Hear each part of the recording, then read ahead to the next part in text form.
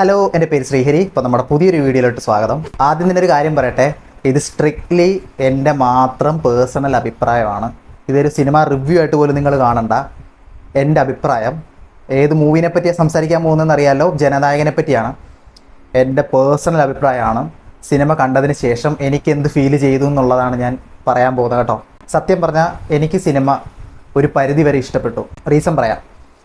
Cinema നിങ്ങൾ പറ്റുമെങ്കിൽ ഈ ഒരു റിവ്യൂ ആദ്യം തൊട്ട് അവസാനം വരെ കാണുക.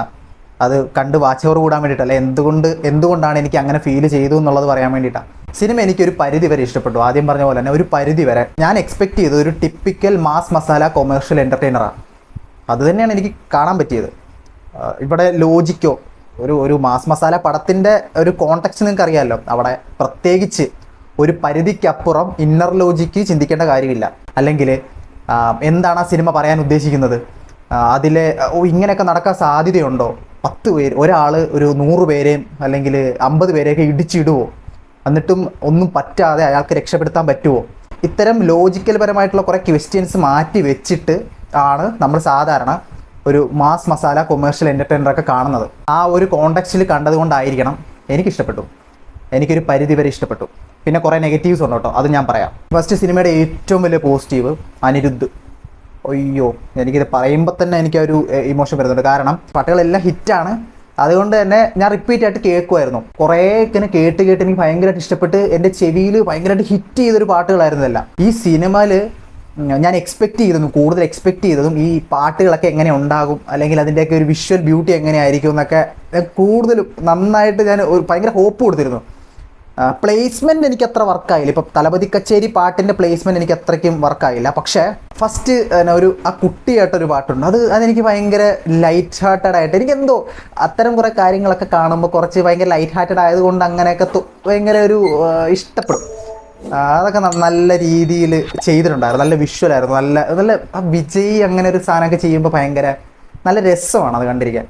അതുപോലെ തന്നെ രാവണമവൻ്റെ പാട്ട്, അത് ബാക്ക്ഗ്രൗണ്ട് മ്യൂസിക്കായിട്ടാണ് വരുന്നത്. അതൊക്കെ നല്ല ഹൈ ബൂസ്റ്റർ ആയിരുന്നു. അതുപോലെ ഏറ്റവും എടുത്ത് പറയേണ്ടത് ഏതാ ഒരു പേരേ വളരാറ്, ആ പാട്ട് എൻ്റെ മോനെ, അത് എല്ലാവർക്കും അങ്ങനെയാണോ എന്ന് എനിക്കറിയില്ല. പക്ഷേ അത് തന്നൊരു കിക്കുണ്ട്.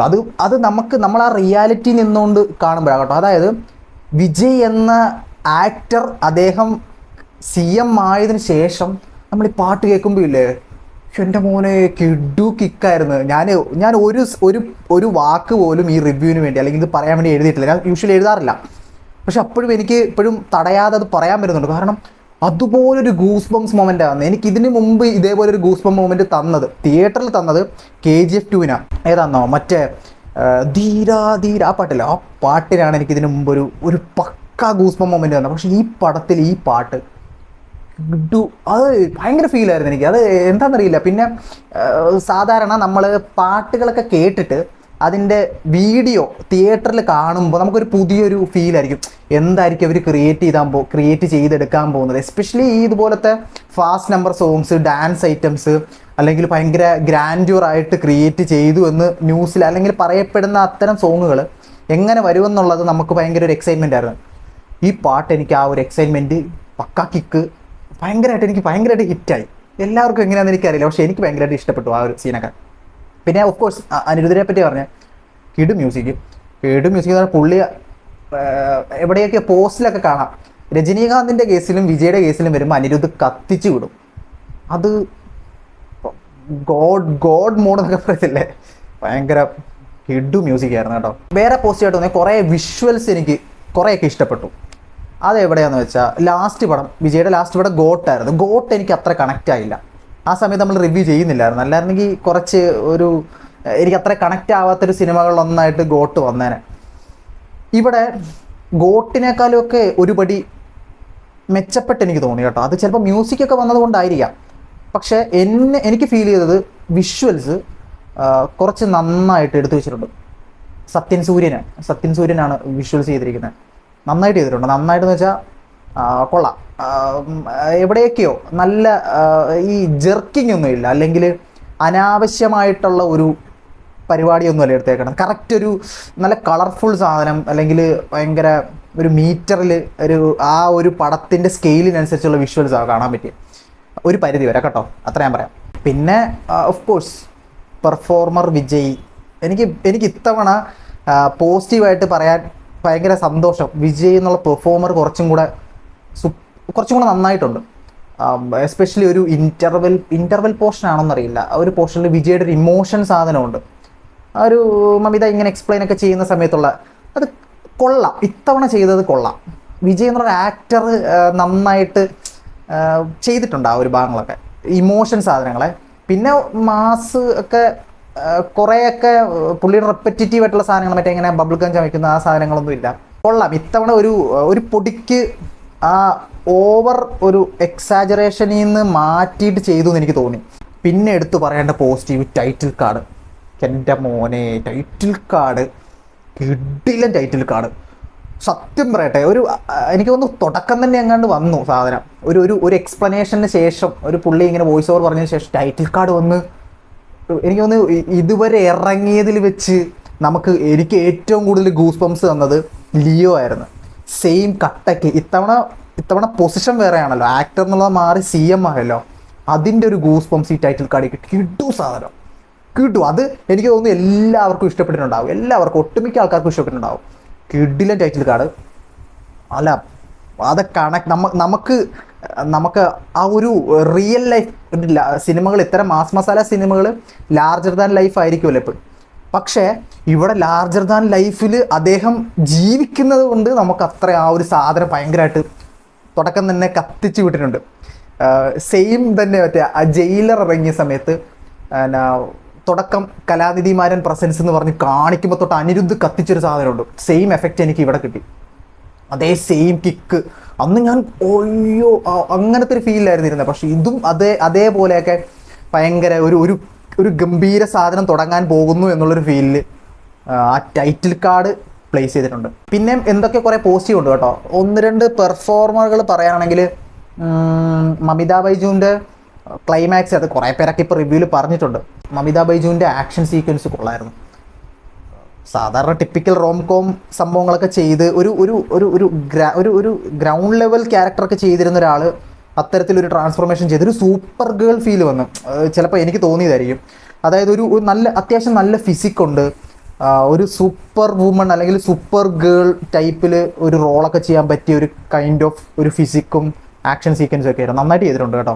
പിന്നെ പോസിറ്റീവായിട്ട് പറയാനാണെങ്കിൽ, ഓവറോൾ ചിലപ്പോൾ എനിക്കിത് പോസിറ്റീവായിട്ട് തോന്നിയത് എന്തുകൊണ്ടാണെന്ന് വെച്ചാൽ, ഇതിന് മുമ്പത്തെ പടം അപ്പാർട്ട് ഫ്രം ലിയോ, ഗോട്ട് എനിക്ക് വർക്കാവാത്തത് കൊണ്ടായിരിക്കും. എപ്പോഴും ഇത് മുന്നത്തെ പടമായിട്ടല്ലേ കമ്പയർ ചെയ്യത്തുള്ളൂ, അല്ലെങ്കിൽ അദ്ദേഹത്തിൻ്റെ കരിയർ ബെസ്റ്റ് പടങ്ങളൊക്കെ ആയിട്ട് നമ്മൾ കമ്പയർ ചെയ്തുള്ളൂ. പക്ഷേ എനിക്കിത് കമ്പയർ ചെയ്യാൻ തോന്നുന്നത് ഇതിന് മുന്നത്തെ ഗോട്ടുമായിട്ടാണ്. ഗോട്ട് എനിക്ക് ഞാൻ നിരാശനായതാണ്. പക്ഷെ മോശമാണെന്നല്ല, പക്ഷെ എനിക്ക് അത്രയും ഒരു സംഭവം തോന്നിയില്ലായിരുന്നു. എവിടെയൊക്കെയോ എന്തൊക്കെയോ മിസ്സിങ് ഉള്ള ഒരു ഫീല് വന്നു. പക്ഷേ ഇത്തവണ എനിക്ക് കുറച്ചും കൂടെ ഒരു നല്ലൊരു ഫീല് കിട്ടി. അതുകൊണ്ടാട്ടോ ഞാൻ ഇത്തരം കാര്യങ്ങൾ പോസിറ്റീവായിട്ട് എനിക്ക് സിനിമ ഒരു പരിധി വരെ ഇഷ്ടപ്പെട്ടു എന്ന് പറയാൻ കാര്യം. ഇനി നെഗറ്റീവ് പറയാനാണെങ്കിൽ, ഞാൻ എപ്പോഴും പറയുന്ന പോലെ നെഗറ്റീവല്ല, എനിക്ക് ശരിയാക്കാമായിരുന്നു എന്ന് തോന്നി, അല്ലെങ്കിൽ കുറച്ചും കൂടെ ഒന്ന് ശ്രദ്ധിക്കാമായിരുന്നു തോന്നി. ഫസ്റ്റ് തിങ്, കുറേ സാധനങ്ങളുണ്ട്. അത് വിജയുമായിട്ട് റിലേറ്റ് ചെയ്താണോ എന്ന് ചോദിച്ചാൽ അതെ, സിറ്റുവേഷനായിട്ട് എനിക്ക്, അതായത് തുടക്കത്തിലൊരു ജയിൽ സീനൊക്കെ ഉണ്ട്. ആ ജയിൽ സീനിൽ എല്ലാവരും വിറപ്പിച്ചു എന്ന് എനിക്ക് തോന്നിയത്. അതായത് അയ്യോ എന്താടാ ഇവരിങ്ങനെ ഇതേക്കണെന്നുള്ളൊരു ഫീലിൽ എനിക്ക് തോന്നിയത് ഒരു പുള്ളീനെ ഉറക്കുന്നൊരു സീനാണ്. അതിൻ്റെ ആവശ്യം എന്താണെന്ന് ചോദിച്ചാൽ, അതിന് പിന്നീടൊരു സംഭവം ഇങ്ങനെ വന്നു എന്നാലും, പക്ഷേ അതിൻ്റെ ആവശ്യം അത്രയും ഈ എഴുതുന്ന സമയത്ത് ഇവർക്ക് തോന്നില്ലേ, ഇതിത്തിരി സംഭവം ഇതിച്ചിരി ഇതാണല്ലോ, ഓവറാണെന്നുള്ള ഫീല് തോന്നിയില്ലേന്ന് എനിക്ക് തോന്നിപ്പോയി. അതെനിക്ക് വർക്കായില്ല ആ ഭാഗം. അതുപോലെ തന്നെ കുറച്ച് ഈ മമിത ബൈജുവിൻ്റെ ഒക്കെ കുറേ ഇങ്ങനെ ക്യൂട്ട്നെസ്സിൻ്റെ സെറ്റപ്പുകളൊക്കെ ഉണ്ട്, അതൊന്നും വേണ്ടായിരുന്നു. അതൊരു നോർമൽ ഭഗവത് കേസരിയുടെ ഒക്കെ റീമേക്ക് ഒരു 50% അതാണെന്ന് വിനോദ് പറഞ്ഞിട്ടുണ്ട്. പക്ഷേ ഇച്ചിരി ആ ഒരു ക്യൂട്ട്നെസ് സെറ്റപ്പുകൾ പൊടിക്ക് കുറയ്ക്കാമായിരുന്നു തോന്നി. അവരുടെ കണക്ഷൻ ഭാഗങ്ങളിലൊക്കെ ഓക്കെ, പക്ഷേ അതിനപ്പുറം കുറച്ചും കൂടെ ഒരു പൊടിക്ക് ഇറക്കിയിട്ട് ആ പെർഫോമൻസുകളൊക്കെ ഒന്ന് പോളിഷ് ചെയ്തിരുന്നെങ്കിൽ നല്ലതായിരുന്നു.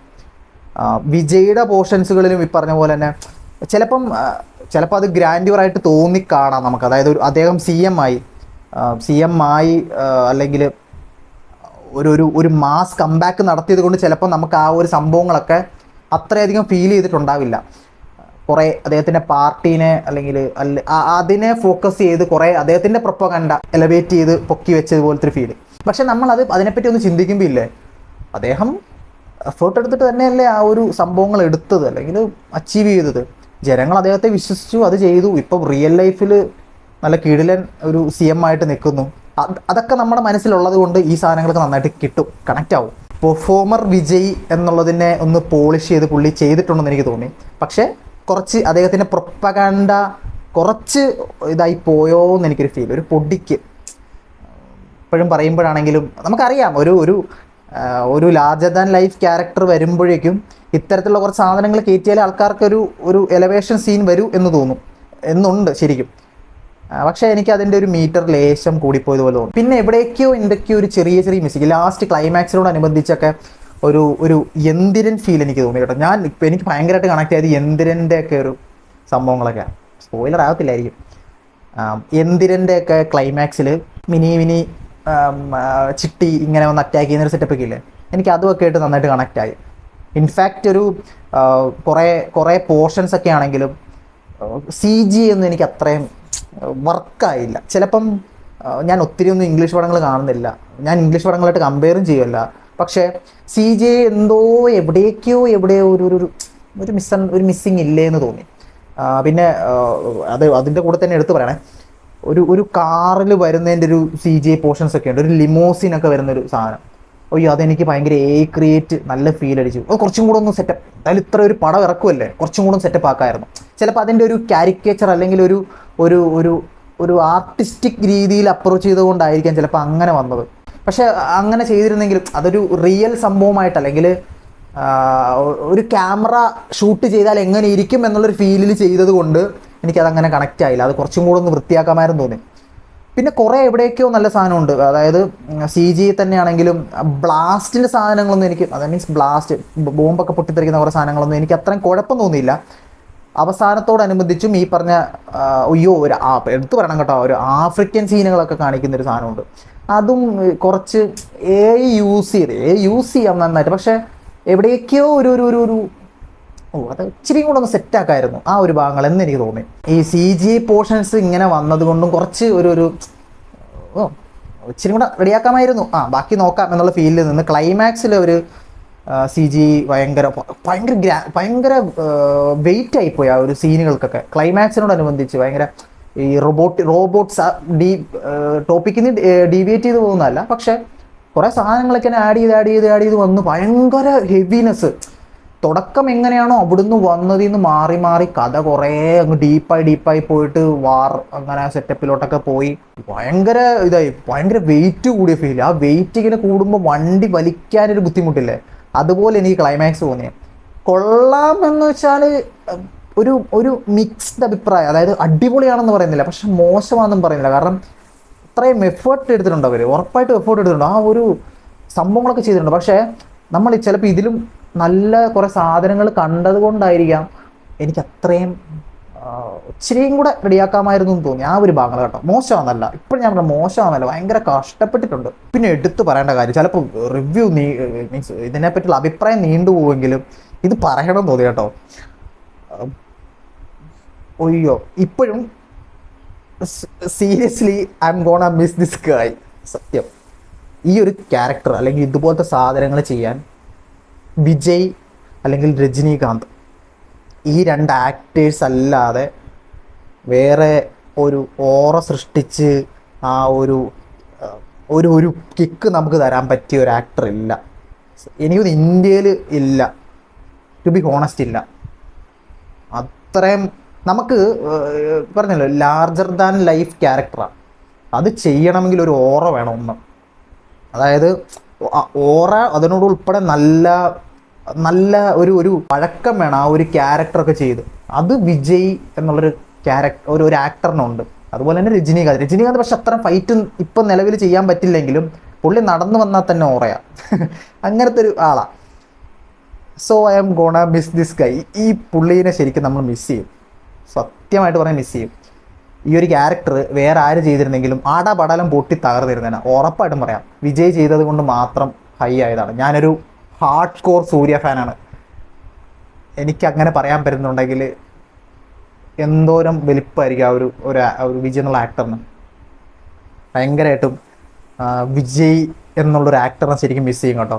അദ്ദേഹത്തിൻ്റെ ഒരു ഫെയർവെൽ പടമായിട്ട് എടുക്കാൻ പറ്റുമെന്ന് ചോദിച്ചാൽ എനിക്ക് പുള്ളിക്ക് കുറച്ചും കൂടെ ഒരു സംഭവം കൊടുക്കാമായിരുന്നു. പൊളിറ്റിക്സിലോട്ട് എൻട്രി ചെയ്തത് കൊണ്ട് ഒരു പൊളിറ്റിക്കൽ രീതിയിൽ ഒരു ഫെയർവെൽ പടമായിട്ട് വേണമെങ്കിൽ നമുക്ക് കൂട്ടാം. പക്ഷേ സ്റ്റിൽ ലിയോൻ്റെ ഫസ്റ്റ് ഹാഫാണ് എനിക്കിപ്പോഴും അദ്ദേഹത്തിൻ്റെ ഫെയർവെൽ. അത് തന്നൊരു സാധനം ഉണ്ട്. അതിൽ എല്ലാം ഉണ്ടായിരുന്നു. കഥ, സ്റ്റോറി, അല്ലെങ്കിൽ മേക്കിങ്, ഗൂസ് ബംസ് സ്ലോലി തരുന്നൊരു, ഇൻജക്റ്റ് ചെയ്തിട്ട് നമുക്ക് അത് ഫീൽ ചെയ്യത്തില്ലേ, ആ സെറ്റപ്പായിരുന്നു എനിക്ക് ലിയോയിൽ ഫീൽ ചെയ്തത്. ഇവിടെ തുടക്കം തൊട്ടേ ഗൂസ് ബംസ് കാര്യം ശരിയാണ്, പക്ഷേ ഇപ്പോഴും പക്ക ഒരു സ്റ്റോറി അറൗണ്ടഡ് ആവുന്നില്ല. തുടങ്ങി തൊട്ട് അവസാനം വരെ മാസമാണ്, പക്കാ മാസ, ലാർജർ ദാൻ ലൈഫ് എന്നുള്ളതിൻ്റെ കറക്റ്റ് ഒരു എക്സാമ്പിളായിട്ട് ഒരു സാധനമൊക്കെ കൊടുക്കാം. അതുകൊണ്ട് ഇത്തരം ഒരു ക്യാരക്ടർ ചെയ്യാനായിട്ട് ഇനി ആരെങ്കിലും ഉണ്ടോയെന്നും അറിയത്തില്ല, ഇനി ഉണ്ടാകുമോയെന്നും അറിയത്തില്ല. പക്ഷേ ഉറപ്പായിട്ടും നമ്മൾ ഈ ഒരാളെ മിസ് ചെയ്യും ശരിക്കും. അതുപോലത്തെ ഒരു മനുഷ്യനായിരുന്നു. തിരിച്ചു വരുമായിരിക്കും, അറിയില്ല. ഇത്രയൊക്കെ എനിക്ക് സിനിമയെപ്പറ്റി പറയാനുള്ളൂ. പിന്നെ വേറൊരു കാര്യം പറയാനുള്ളത്, ഇതിൻ്റെ ഡയറക്ടർ എച്ച് വിനോദ്, പുള്ളിനെ സമ്മതിക്കണം കേട്ടോ. അത് വേറൊന്നുമല്ല, അത് പടം എടുത്തു വെച്ച രീതിയൊന്നുമല്ല. അത്രയും പ്രതിസന്ധികളൊക്കെ ഉണ്ടായിട്ടും അതൊക്കെ തരണം ചെയ്തിട്ട് 7 മാസം 8 മാസത്തോളം കണ്ടായി റിലീസ് നീണ്ടു പോകണം. പക്ഷെ എന്നിരുന്നാലും അതൊക്കെ പിടിച്ചു. അതൊരു വിജയ് എന്നുള്ളൊരു പവർ ആയതുകൊണ്ടായിരിക്കാം, അത് അങ്ങനത്തെ ഒരു ബ്രാൻഡ് നിൽക്കുന്നത് കൊണ്ടായിരിക്കാം അദ്ദേഹത്തിന് ഇങ്ങനെ നിന്ന് ഫീൽ ചെയ്യാൻ ഇത്തരത്തിലിങ്ങനെ അത് ഹോൾഡ് ചെയ്തെങ്കിലും അതിനെ ഒന്ന് റിക്കവർ ചെയ്ത് ഇത് ഇറക്കണം എന്നുള്ളൊരു ഫീല് തോന്നിയത് വിജയ് എന്നുള്ളൊരു പവർ ഉള്ളതുകൊണ്ടായിരിക്കാം. അതൊരു ഇതാകട്ടോ, അതൊരു ധൈര്യമാണ്. എച്ച് വിനോദ് അങ്ങനത്തെ ഒരു ധൈര്യം ഏറ്റെടുത്തൊക്കെ ഹാറ്റ്സ് ഓഫ്.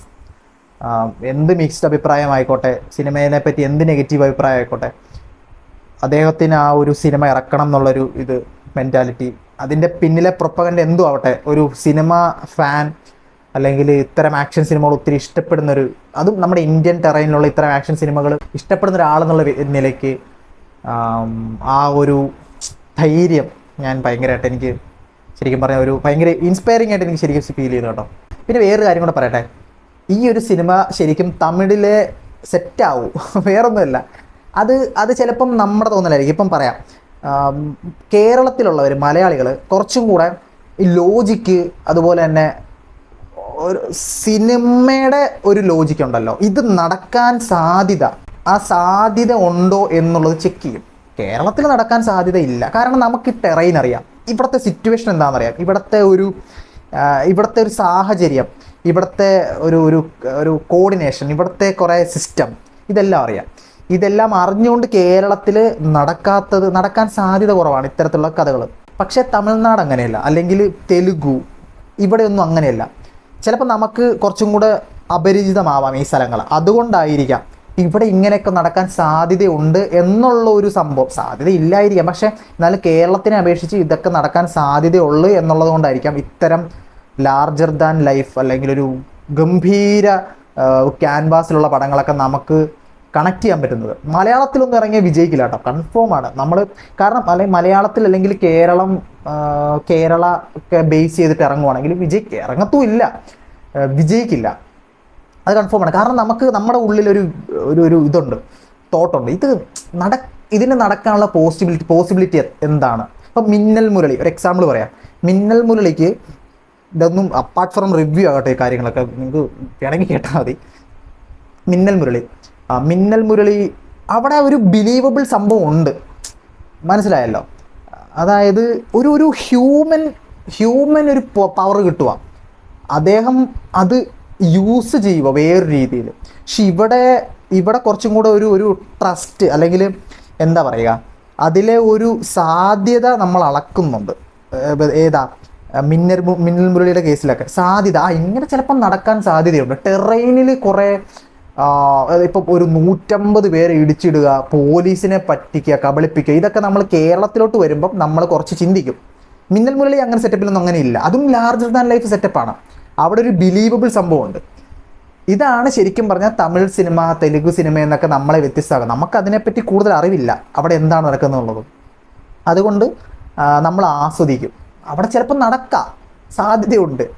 അവിടെയുള്ളവർക്ക് ചിലപ്പം ഇതൊക്കെ ഭയങ്കര ആ സിനിമാറ്റിക് ഫീലിൽ തന്നെയായിരിക്കാം കാണുന്നത്. അതുകൊണ്ടൊക്കെയാണ് ഇത്തരം പടങ്ങൾ നമ്മുടെ ഇവിടെ വിജയിക്കാത്തതും നമ്മുടെ ഇവിടെ എടുക്കാൻ മടിക്കുന്നതും അവിടെ എടുത്ത് വൻ സെറ്റപ്പ് ആവുന്നതും കേട്ടോ. എനിക്ക് ഭയങ്കര ആഗ്രഹമുണ്ട് അത്തരത്തിലൊരു പടം ഇവിടെ ഇറക്കി സെറ്റപ്പ് ആവണം, ഒരു ലാർജർ ദാൻ ലൈഫ്. ഇപ്പോൾ എംപുരാനൊക്കെ ആണെങ്കിലും, എംപുരാനല്ല സോറി, ലൂസിഫർ ഒക്കെ ആണെങ്കിലും അവിടെയും ഒരു ബിലീവബിൾ സാധനം ഉണ്ട്. അദ്ദേഹത്തിൻ്റെ power, aura, setup, larger than life character പോലെയൊക്കെ തോന്നുമെങ്കിൽ അവിടെ ഒരു ബിലീവബിൾ സാധനമുണ്ട്. പക്ഷേ ഇതുപോലത്തെ ഒരു മാസ് കൊമേഴ്ഷ്യൽ എൻ്റർടൈനറൊക്കെ വരണമെന്ന് എനിക്ക് ആഗ്രഹമുണ്ട് കേരളത്തിൽ കേട്ടോ. അറിയില്ല അതിന് പറ്റിയൊരാളെന്ന് വെച്ചാൽ ഉണ്ടാവാം, അത് നെയ്തെടുക്കാം എന്നൊക്കെ നമ്മൾ പറയത്തില്ലേ, കുറച്ച് പണിയുണ്ടാവും ഉറപ്പായിട്ടും. സിനിമയെ പറ്റി എനിക്ക് ഇത്രേ പറയാനുള്ളത്. കുറേ എന്തായാലും വിജയ് സാർ, CM വിജയ് സാറിൻ്റെ ലാസ്റ്റ് പടം എന്ന് പറയുന്നു, തിരിച്ചു വരണമെന്ന് ഞാനും പേഴ്സണലി ആഗ്രഹിക്കുന്നു. ഒരു ഡൈ ഹാർട്ട് സൂര്യ ഫാനായി ഞാൻ ആഗ്രഹിക്കുന്നു. അദ്ദേഹത്തിൻ്റെ സിനിമകൾ ഇപ്പോഴും എൻ്റെ ഓർമ്മ ശരിയാണെങ്കിൽ ഞാൻ ഒത്തിരി സിനിമകളൊന്നും വിജയുടെ ഒത്തിരി സിനിമകളൊന്നും തിയേറ്ററിൽ പോയി കണ്ടിട്ടില്ല. റീസെൻ്റ് ആയിട്ട് കുറച്ച് പടങ്ങൾ മാത്രമേ തിയേറ്ററിൽ ഫസ്റ്റ് ഡേ ഫസ്റ്റ് ഷോ ഒക്കെ പോയി കണ്ടിട്ടുള്ളൂ. ഫാൻ ഷോ ഞാൻ പോകത്തില്ല, കാരണം എനിക്ക് കഥയും കൂടെ മനസ്സിലാക്കണം എന്നുള്ളതുകൊണ്ട്. ഞാൻ ശരിക്കും മിസ് ചെയ്യും ആ ഒരു ഓറയുണ്ട് പുള്ളിക്ക്, അതൊക്കെ ശരിക്കും മിസ് ചെയ്യും കേട്ടോ. നന്നായി വരട്ടെ, അടിപൊളിയാവട്ടെ. സിനിമയെ പറ്റിയും കുറച്ച് കാര്യങ്ങൾ ഇതൊക്കെ പറയണം തോന്നി. ഇതെൻ്റെ പേഴ്സണൽ അഭിപ്രായമാണ്. ചിലപ്പോൾ നിങ്ങൾക്ക് ഇങ്ങനെ തോന്നാതിരിക്കാം. ഇത് നിങ്ങൾക്ക് ഇങ്ങനെയാണ് തോന്നുന്നതെങ്കിൽ നിങ്ങളുടെ അഭിപ്രായം താഴെ കമൻറ്റ് സെക്ഷനിൽ പറയുക. ഇതിനപ്പുറമാണ് ഇതിൽ അല്ലെങ്കിൽ വേറെ എന്തെങ്കിലുമാണ് നിങ്ങൾക്ക് തോന്നുന്ന അഭിപ്രായമെങ്കിൽ അതും താഴെ കമൻറ്റ് സെക്ഷനിൽ പറയുക. വേറെ കാര്യം കൂടെ എനിക്ക് പറയാനുണ്ട്, അതും കൂടെ പറഞ്ഞിട്ട് ഞാൻ നിർത്താം കേട്ടോ. ഞാനൊരു ആക്ടർ ബേസ്ഡ് അല്ല, പക്ഷേ എനിക്ക് പേഴ്സണലി തമിഴിൽ ഏറ്റവും ഇഷ്ടമുള്ള ആക്ടർ സൂര്യ സാറിൻ്റെ ബർത്ത്ഡേ ആണ്. Happy birthday Surya sir. And ഭയങ്കര സന്തോഷം കേട്ടോ. എന്തൊക്കെയോ പറയണമെന്നുണ്ടായിരുന്നു, പക്ഷേ ചിലപ്പം ഇനി ഇങ്ങനത്തെ ഒരു സിനിമയൊന്നും കാണാൻ പറ്റിയില്ലല്ലോ എന്നുള്ളൊരു സങ്കടം അതുണ്ട്. അപ്പം നിങ്ങൾക്ക് ഈ വീഡിയോ ഇഷ്ടപ്പെട്ടെങ്കിൽ നിങ്ങളുടെ അഭിപ്രായം താഴെ കമൻറ്റ് സെക്ഷനിൽ വന്ന് പറയാം കേട്ടോ. അപ്പോൾ നമുക്ക് അടുത്തൊരു വീഡിയോ ആയിട്ട് പിന്നെ കാണാം. ബൈ.